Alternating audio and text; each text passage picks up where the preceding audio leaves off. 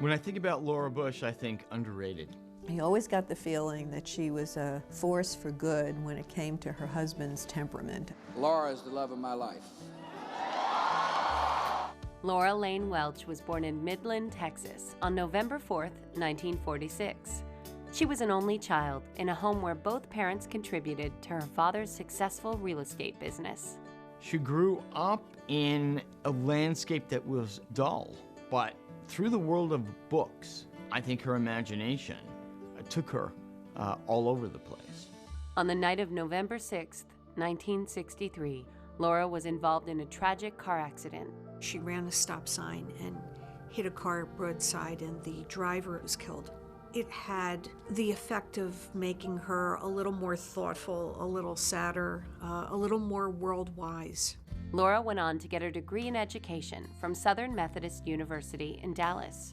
She was working as a teacher when she met George W. Bush at a barbecue hosted by mutual friends.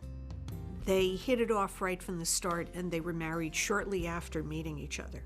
Laura Bush's life in politics began almost immediately after marriage, when her husband ran for Congress in 1978.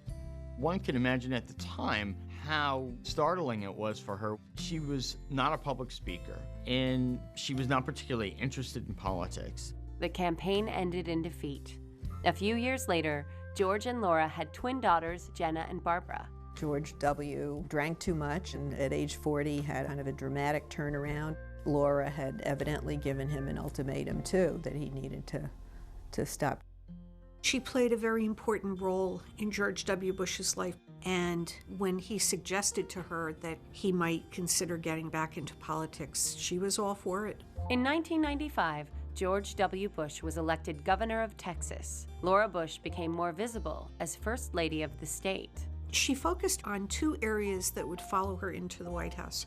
One was education, the other literacy.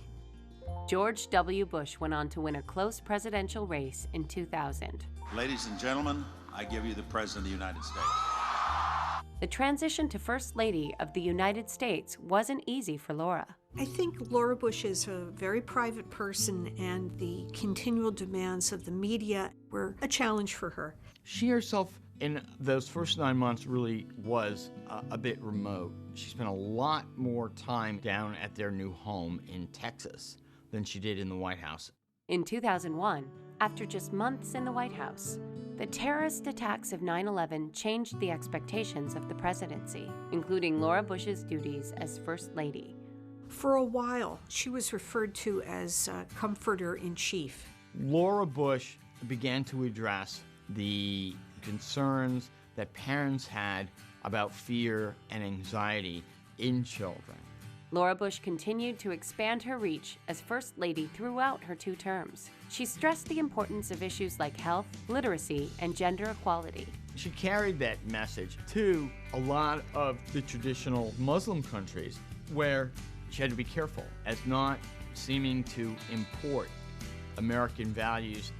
Laura and her husband left politics in 2009, but Laura continues to work hard on the initiatives she championed in the White House.